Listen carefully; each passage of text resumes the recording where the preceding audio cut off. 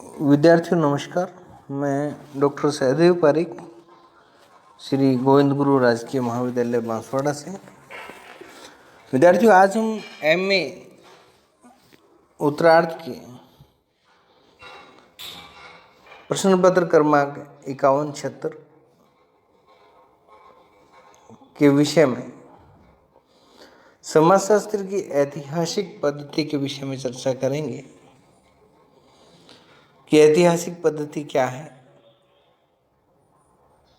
तो सामाजिक विज्ञानों में जब ऐतिहासिक पद्धति का जो प्रयोग है वो बहुत ही प्राचीन है और 19वीं शताब्दी में इस पद्धति का सर्वप्रथम प्रयोग किया गया था। यानी कि इस पद्धति का जो प्रारंभ है वो 19वीं शताब्दी से माना जाता है। आदिम समाजों के परिवार, विवाह, नातेदारी, संगठन, धर्म, राजनीतिक और आर्थिक संगठनों को ज्ञात करने के लिए उद्विकास एवं ऐतिहासिक पद्धति का सहारा लिया गया। वहीं Auguste Comte, Max Weber, Wright Mills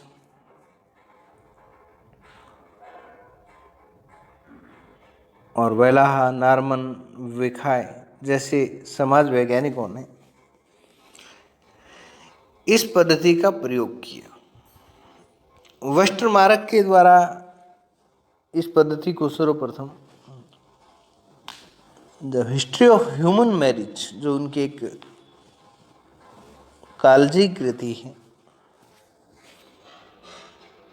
और ओपनहेमर ने अपनी पुस्तक स्टेट नामक पुस्तक में राज्य का अध्ययन ऐतिहासिक अध्ययनों के आधार पर किया। और वहीं मार्क्स ने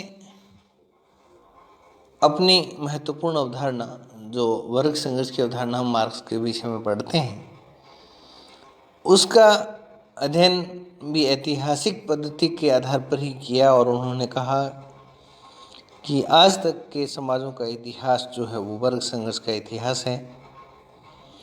वहीं वेबर जैसे महान समाजशास्त्री ने विश्व के 6 प्रमुख धर्मों का अध्ययन ऐतिहासिक पद्धति का सहारा लेकर के किया।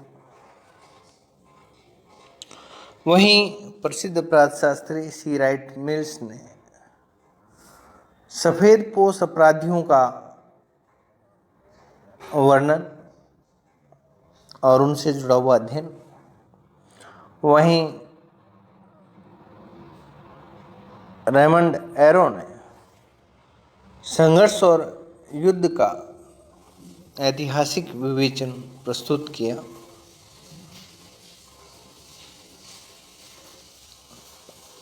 वर्तमान काल में जो इतिहास है वो अपने मूल रूप से परिवर्तित है। जहां पूर्व का इतिहास और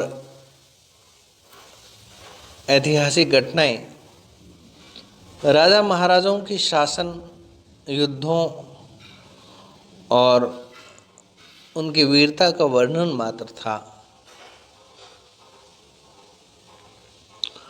वहीं आधुनिक इतिहास घटित घटनाओं का एक मूल्यांकन करता है। उन घटनाओं को मानव शास्त्र के गतिक क्रम में समझने का प्रयत्न करता है। और आधुनिक इतिहास केवल क्या है तक सीमित नहीं है, अपितु कैसे और क्यों का भी विश्लेषण करता है। इस प्रकार आधुनिक इतिहास मानव समाज और संस्कृति के उद्विकास की कड़ियों को ढूंढने का प्रयत्न भी करता है। सामाजिक एवं सांस्कृतिक इतिहास आधुनिक इतिहास के महत्वपूर्ण अंग माने जा सकते हैं। समाजशास्त्र की एक विशिष्ट शाखा, जिसे हम सोशल एंथ्रोपोलॉजी के नाम से जानते हैं, में मानव समाजों एवं संस्कृतियों का प्रमुख रूप से अध्ययन किया जाता है। सामाजिक उद्विकास का अध्ययन सामाजिक मानव शास्त्र का मुख्य उद्देश्य माना जाता है। यानी कि प्रारंभ से लेकर के और आज वर्तमान तक का जो विकास का क्रम है, उसका अध्ययन समाजशास्त्र की शाखा में सामाजिक मानव शास्त्र में किया जाता है। और समाज और संस्कृति जो है वो कोई एक दिन की उपज तो है नहीं, और इसको विकसित होने में हजारों वर्षों का एक कार्यक्रम चाहिए। यदि कोई व्यक्ति किसी समाज और संस्कृति को गहनता के साथ समझना चाहता है तो उसे हजारों वर्षों के इतिहास पर दृष्टि डालनी होगी, और ऐतिहासिक रूप से समझे बिना किसी भी समाज का संपूर्ण अध्ययन जो है वो संभव नहीं है। और किसी भी सामाजिक संस्था या सांस्कृतिक तत्वों के पूर्ण विश्लेषण के लिए उसके विकास को ऐतिहासिक संदर्भ में समझना अनिवार्य होगा। और इसलिए सामाजिक मानव शास्त्र में भी हम ये कह सकते हैं कि ऐतिहासिक अध्ययन पद्धति जो हो महत्वपूर्ण है। ऐतिहासिक पद्धति की कुछ दुर्बलताएं हैं या कमजोरियां जिनको हम कह सकते हैं, वो इस प्रकार है कि यद्यपि सामाजिक मानव शास्त्र में ऐतिहासिक पद्धति का बहुत अधिक प्रयोग हुआ है और अब भी ऐतिहासिक पद्धति का प्रयोग विभिन्न अध्ययनों में किया जाता है, पर ऐतिहासिक पद्धति की जो दुर्बलताएं हैं हमें उनको मद्देनजर रखते हुए इस पद्धति का प्रयोग करना चाहिए, जो कि इस प्रकार है। ऐतिहासिक पद्धति पूर्ण रूप से प्रमाणित और विश्वसनीय नहीं है, और दूसरा, ऐतिहासिक पद्धति का कोई परीक्षण नहीं हो सकता है, और ऐतिहासिक पद्धति का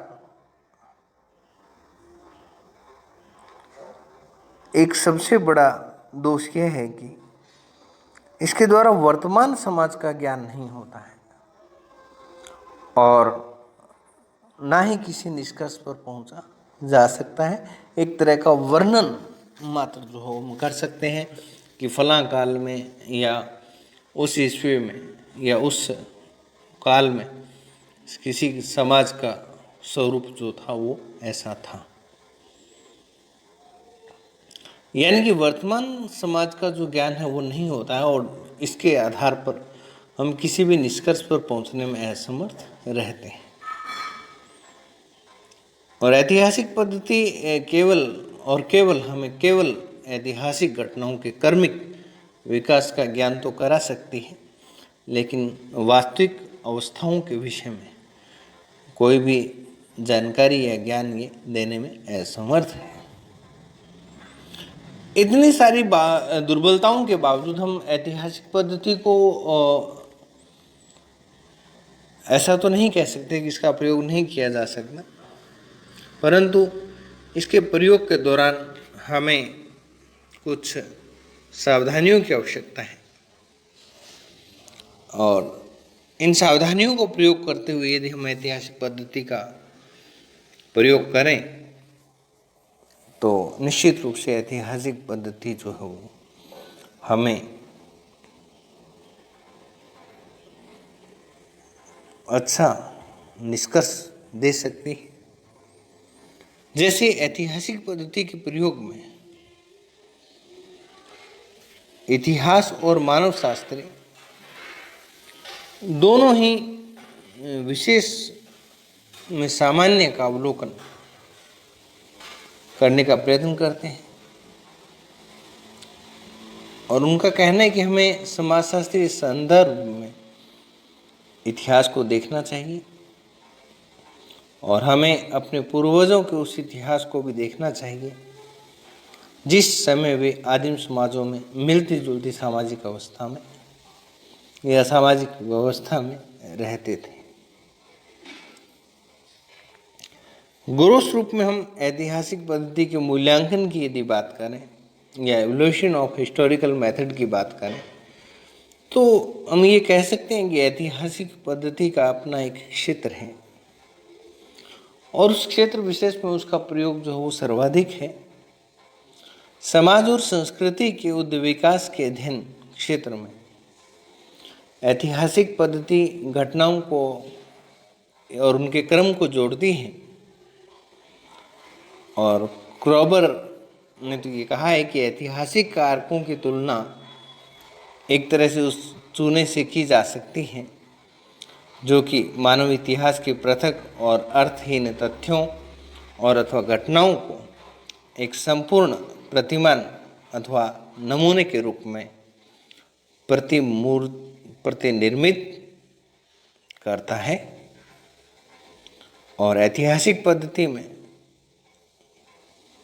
हम विभिन्न युगों से गुजरते हुए और मानव जीवन की व्याख्या को समझने में सहायता प्राप्त करते हैं और यही पद्धति जो है वो हमारी प्राकल्पना निर्माण में सहायता या सहायक सिद्ध होती है, जिसका अनुसंधानों की दृष्टि से बहुत अधिक महत्व है।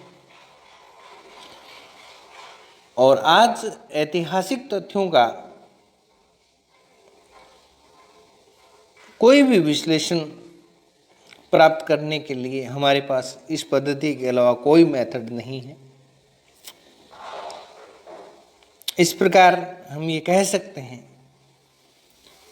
कि यह पद्धति बहुत महत्वपूर्ण है, विशेषकर सामाजिक मानवशास्त्र के क्षेत्र में। परंतु हमें इस पद्धति का प्रयोग कभी भी आंख मूंद करके नहीं करना चाहिए। बिल्कुल जागरूक और सतर्कता के साथ यदि इस पद्धति का प्रयोग किया जाए तो हम निश्चित रूप से वांछित निष्कर्षों तक पहुंच सकते हैं। आगामी वीडियो तक के लिए धन्यवाद।